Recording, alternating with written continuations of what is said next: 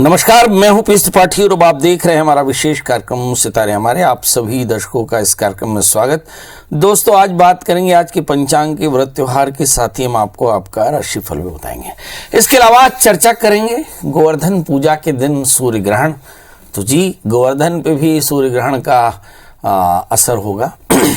तो क्या असर होगा, ग्रहण का क्या असर होगा, ग्रहण कहाँ देखा जाएगा, ग्रहण पर क्या करना चाहिए, इस पर विस्तार से चर्चा होगी। इसके अलावा आपके फोन कॉल्स होंगे, आप सीधे फोन करके अपने प्रश्न पूछ सकते हैं।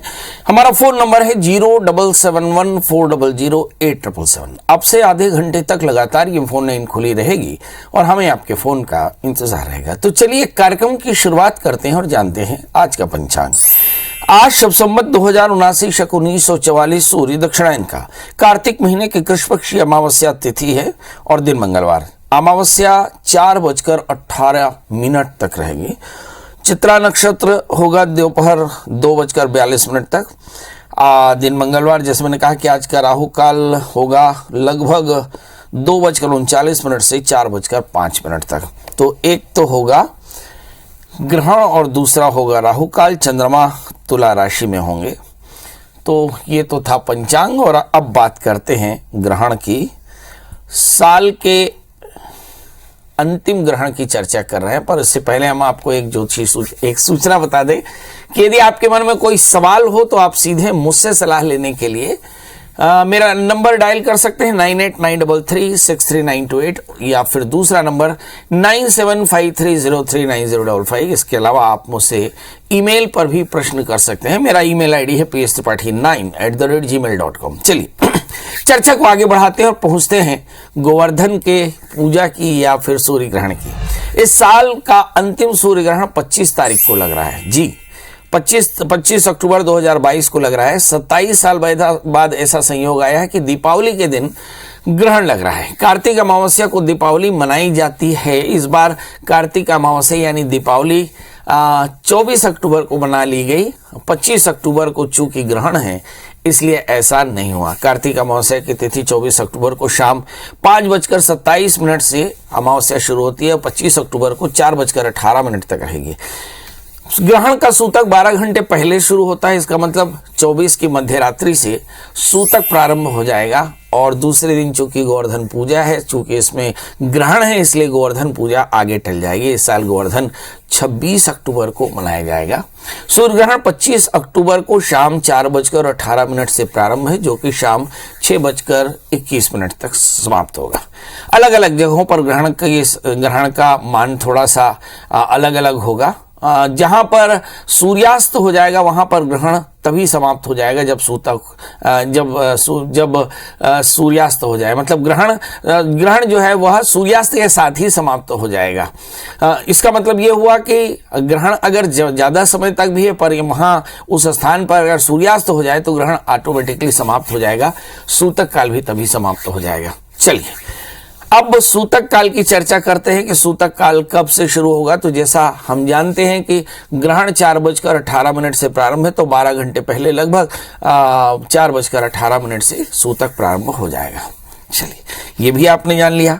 अब हम बताते हैं कि इस पूरे ग्रहण का अलग अलग दर्शन कहाँ कब किया जा सकता है। भारत में कहाँ कहाँ ये ग्रहण कब कब दिखेगा, इस पर थोड़ा फटाफट चर्चा कर लें। नई दिल्ली में 4:28 से 5:42 तक आप देख पाएंगे। कलकत्ते में 4:51 से 5:04 तक। मुंबई में 4:49 से 6:09 तक। चेन्नई में 5:13 से 5:45 तक। पटना में 4:42 से 5:14 तक। जयपुर में 4:31 से 5:50 तक। लखनऊ में सूतक होगा 4:36 से 5:29 तक। हैदराबाद में दिखाई पड़ेगा जो ग्रहण 4:58 से 5:48 तक। बेंगलुरु में 5:12 से 5:56 तक। पुणे में 4:51 से 6:06 तक। भोपाल में 4:42 से 5:47। चंडीगढ़ में 4:23 से 5:41 तक और मथुरा में 4:31 से 5:41 में दिखाई पड़ेगा। तो ये तो आपने जान लिया ग्रहण का। अब हम बात करते हैं कि ग्रहण इस समय 25 अक्टूबर को जो ग्रहण लगने वाला है वो आंशिक सूर्य ग्रहण है और लिहाजा इसे खंडग्रास सूर्य ग्रहण कहते हैं। चित्रा नक्षत्र और स्वाति नक्षत्र के चंद्रमा पर यानी तुला राशि पर यह ग्रहण लगने वाला है।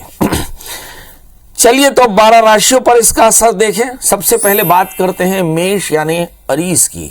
इस राशि पर इस ग्रहण का क्या असर पड़ेगा। देखिए इस समय तुला राशि पर ग्रहण पड़ रहा है, इसका मतलब 7वीं राशि पर ग्रहण लगेगा। जन्मपत्रिका में 7वां स्थान लाइफ पार्टनर का होता है, लिहाजा जीवन साथी के संबंधों पर थोड़ा सा ग्रहण का असर हो सकता है। जीवन साथी के स्वास्थ्य पर थोड़ा सा असर पड़ सकता है। जीवन साथी का ध्यान रखने की जरूरत पड़ेगी। क्या करें, आप तिल से भरा हुआ कटोरा ग्रहण के बाद दान करें तो इससे फायदा होगा। बात कर लेते हैं दोस्तों वृषभ राशि की। इस राशि वाले जातकों के लिए देखते हैं कि सूर्य ग्रहण इस राशि वाले जातकों के लिए 6ठे स्थान पर होगा।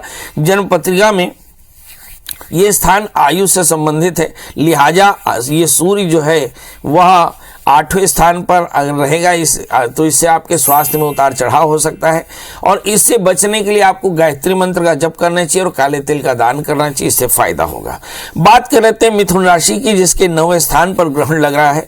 जन्म पत्रिका में 9वां स्थान भाग्य का माना जाता है, आध्यात्म का माना जाता है। बहरहाल आपकी किस्मत पर ग्रहण लगने वाला है, मतलब काम आपके रुक सकते हैं, काम में बाधाएं आएंगी। इस दौरान पूरी तरह भाग्य आपका साथ नहीं दे पाएगी। सो अपने भाग्य को बचाने के लिए भगवान शिव की शरणागति में जाएं, भगवान शिव का की उपासना करें, भगवान शिव का अभिषेक करें, गुड़ का दान करें तो फायदा होगा। बात कर लेते हैं दोस्तों कर्क राशि की। इस राशि वाले जातकों के लिए देखते हैं कि ग्रहण 10वें स्थान पर रहेगा, मतलब जन्म पत्रिका में 10वां स्थान आपके करियर, आपकी सत्ता, आपके पिता का हेल्थ देखा जा सकता है। यहाँ पे पिता का स्वास्थ्य हो या आपकी नौकरी की जगह हो या बॉसेस के साथ रिलेशन हो या आपके वर्किंग प्लेस में आपके होल्ड की बात हो, ये सब का सब ग्रहण से प्रभावित होगा। मुझे से लगता है कि करियर में कुछ दिक्कतें आ सकती है, डिसीजन लेने में दिक्कतें आ सकती हैं। बहरहाल आपको क्या करना चाहिए, आज सफेद चीजों का दान करना चाहिए, जैसे मक्खन है, मिश्री है, दूध है, दही है, श्रीखंड है, चक्का है, चावल है, चीनी है, इनका दान करना चाहिए। और हो सके तो सफेद वस्त्र धारण करें तो आज का जो ग्रहण है उससे थोड़ी निजात मिलेगी, पर आप आदित्य हृदय स्तोत्र का पाठ जरूर करें। बात कर लेते हैं दोस्तों सिंह राशि की। इस राशि में हम देखते हैं कि सूर्य जो है ग्रहण के साथ 11वें स्थान पर होगा। जन्म पत्रिका में 11वां स्थान आपकी आमदनी, आपके रूटीन, आपकी कामना पूर्ति से। इसका मतलब ये है कि इस ग्रहण का असर आपकी इच्छा पूर्ति पर होगा, लिहाजा अपनी इच्छाओं को पूरा करने में आपको परेशानी जरूर आती दिख रही है। सूर्य ग्रहण के प्रभाव से बचने के लिए क्या करना चाहिए, तो आप अपने सिर पर थोड़ा सा बादाम रख करके सोएं और अगले दिन किसी जरूरतमंद को वो दे दें या धर्मस्थल या मंदिर में वो छोड़ दें, इससे आपको फायदा होगा। इसके अलावा आपको आदित्य हृदय स्तोत्र का पाठ करना चाहिए और ओम गणेश सूर्याय नमः इस मंत्र का कम से कम 11 माला जाप करना चाहिए। बात कर लेते हैं अब कन्या राशि यानी मेरी राशि की। इस राशि में सूर्य ग्रहण 12वें स्थान पर लगने वाला है। इसका मतलब ये हो कि जन्म पत्रिका में 12वां स्थान शैया सुख से है, मतलब आपके खर्च थोड़े से बढ़ेंगे। शैया में थोड़ी सी परेशानी, मतलब नींद में थोड़ी सी परेशानी होगी और खर्च में काफ़ी बढ़त होती है। इस अशुभता से बचने के लिए आपको भगवान सूर्य को अर्घ्य देना चाहिए, सूर्य के मंत्रों का जप करना चाहिए, थोड़े से पंजीरी का दान करना चाहिए, इससे होगा फायदा। बात कर लेते हैं दोस्तों तुला राशि की। यहाँ पर ग्रहण लग्न में लग रहा है, मतलब यहाँ पर स्वयं का स्थान है, जिस स्थान पर ग्रहण लग रहा है तो सबसे ज़्यादा शरीर पर इसका असर पड़ेगा। आप अपने शरीर का एकदम ध्यान रखें, ऊर्जा की थोड़ी कमी रहेगी, मतलब एनर्जी बना कर रखें। इसके लिए आहार का संयम रखना होगा, थोड़ा सा वर्कआउट करना होगा। ग्रहण का जो भी प्रभाव है 45 दिन आगे पीछे आपको दिखाई पड़ सकता है। इसकी अशुभ स्थिति से बचने के लिए भगवान सूर्य को अर्घ्य दें, भगवान शिव का अभिषेक करें और कोशिश करें भगवान को सुंदर पंचामृत का भोग लगाकर बच्चों में दान करें। बात कर लेते हैं दोस्तों वृश्चिक राशि की। इस राशि में हम देखते हैं कि ग्रहण दूसरे स्थान पर है। इसका मतलब ये हुआ कि जन्म पत्रिका में दूसरा स्थान स्वयं का होता है और संपत्ति का होता है, तो यहाँ पर आपके शरीर और संपत्ति पर ग्रहण दिखाई पड़ता है, लिहाजा आपको भी एनर्जी की थोड़ी कमी हो सकती है और इससे बचने के लिए सूर्य को जल चढ़ाना, पंजीरी का दान करना आपके लिए भी श्रेयस्कर होगा। बात कर लेते हैं धनु राशि की। इस राशि में ग्रहण आपके तीसरे स्थान पर होगा। बहरहाल परिवार से इसका संबंध होगा, लिहाजा भाई बहनों के साथ रिश्ते बेहतर रखने होंगे। रिश्तों में थोड़ी खटास की संभावना है। बहरहाल इस परेशानी से बचने के लिए आपको जो आध्यात्मिक कार्य हैं, जो पूजा पाठ के काम है, उसमें सहायता करनी चाहिए लोगों की, और किसी भी प्रकार के व्यसन और बुरी संगत से बचना चाहिए। इसके अलावा आप चीनी का दान करें, आदित्य हृदय स्तोत्र का पाठ करें तो फायदा होगा। बात कर लेते हैं दोस्तों मकर यानी कैप्रिकॉन्स की। इस राशि के लिए हम देखते हैं कि ग्रहण चौथे स्थान पर होगा।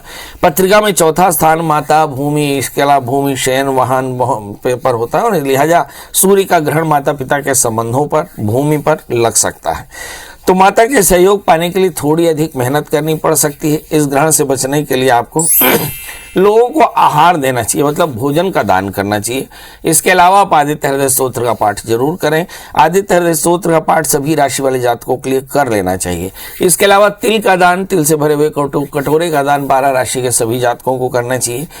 ये ग्रहण साल का अंतिम ग्रहण है, इसलिए दान के नजरिए से भी ये बड़ा महत्वपूर्ण है। बात कर लेते हैं दोस्तों कुंभ राशि की। इस राशि में ग्रहण 5वें स्थान पर लग रहा है। जन्म पत्रिका में 5वां स्थान विद्या से है, विवेक से है, संतान से है, तो संतान को लेकर थोड़ी चिंता हो सकती है। पढ़ाई की एकाग्रता में थोड़ी कमी हो सकती है, इसलिए इन परिस्थितियों से बचने के लिए आपको चाहिए कि आप सूक्ष्म जीवों के लिए आहार निकालें, पंछियों के लिए दाना निकालें, और जितना अधिक से अधिक हो सके याचकों को और जो भिक्षा मांगते हैं उन सब के लिए थोड़ा सा भिक्षा निकालना चाहिए, इससे आपको फायदा होगा। बात कर लेते हैं दोस्तों मीन राशि की।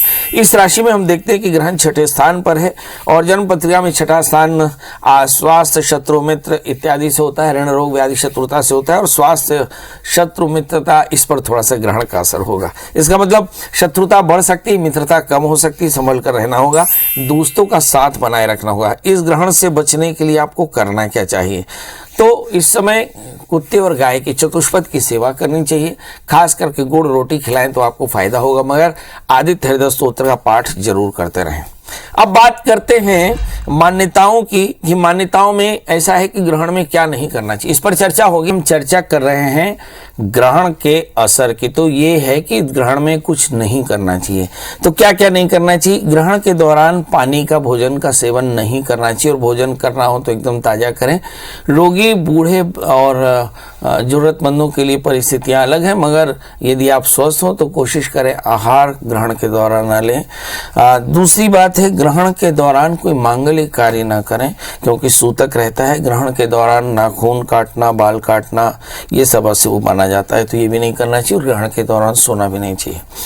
ग्रहण के दौरान चाकू जैसी धारदार चीजों का इस्तेमाल नहीं करना चाहिए। ऐसी कुछ चीजों का ध्यान रखें तो काफी अच्छा रहेगा। तुला राशि के जातक विशेष करके ग्रहण को ना देखें, ये अच्छा है।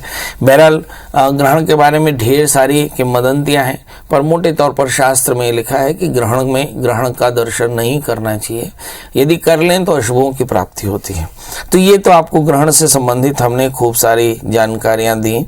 असल में हम देखते हैं कि ग्रहण जो है वो आंशिक ग्रहण है, और जब कभी भी सूर्य और पृथ्वी के बीच में चंद्रमा आ जाता है तो ढक जाता है, इसके चलते सूर्य ग्रहण होता है। ये खगोलीय घटना है, इसलिए बहुत ज़्यादा भयभीत होने की आवश्यकता नहीं है, पर शास्त्र में जो मर्यादाएं लिखी हैं उसका पालन करके आप बेहतर महसूस कर सकते हैं। चलिए, अब हमारे साथ दर्शकों के जुड़ने का सिलसिला भी शुरू हो चुका है। हमारे साथ पहले कॉलर हैं राम प्रकाश जी। राम प्रकाश जी, आपका बहुत बहुत स्वागत। बताइए क्या जानना चाहते हैं? सर, ये जानना चाह रहा था कि अभी ये जो ग्रहण होगा वो मेरी राशि पे क्या नुकसान पहुंचाएगा, और मुझे क्या सावधानी रखनी आप अपनी डेट ऑफ बर्थ बता दें। जी, 16 मार्च 1977। और जन्म समय? व्यक्ति से बात कर रहे हैं, उन्होंने आपके कॉल को होल्ड पर रखा है। जन्म समय? The person you are speaking with has put your call ji, on hold. लगता है कि हमारी बात नहीं हो पाएगी। व्यक्ति से बात हमारे साथ अगले कॉलर विजय हैं। विजय जी, आपको बहुत बहुत स्वागत। बताइए क्या जानना चाहते हैं? पंडित जी प्रणाम। जी प्रणाम। पंडित जी, आज जो सूर्य ग्रहण पड़ने वाला है जी, उसका मेरे ऊपर क्या प्रभाव पड़ेगा? आप अपनी जन्म तारीख बता दें।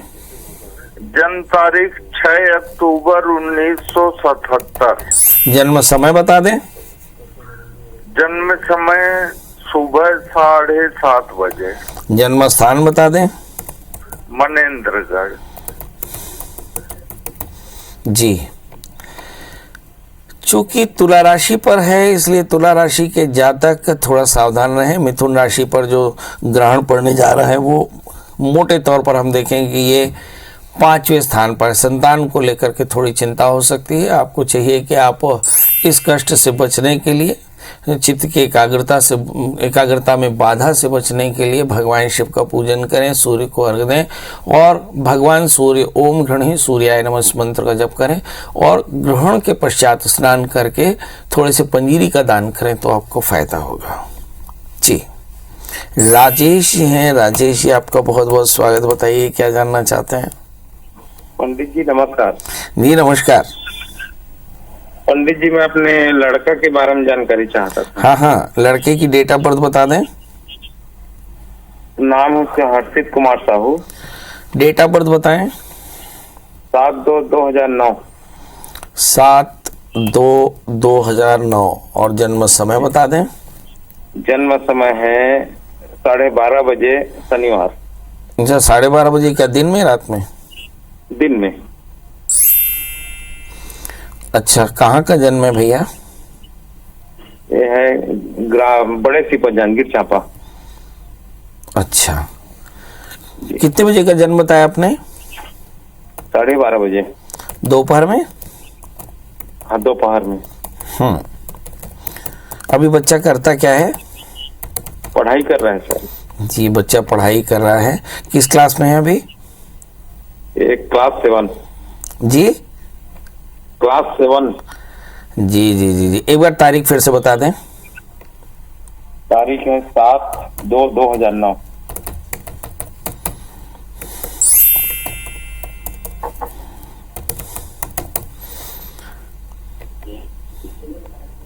आइए देखते हैं इस बच्चे के भविष्य के बारे में। इस बच्चे का जन्म लग्न वृषभ है, राशि इसकी मिथुन है, भाग्य स्थान में सूर्य मंगल शनि राहु है। मिथुन राशि में भी, यहाँ भी मिथुन राशि के ही जातक हैं। ऐसी स्थिति में हम देख पा रहे हैं कि मिथुन राशि वाले जातकों के लिए थोड़ी सावधानी जरूर रखनी पड़ेगी।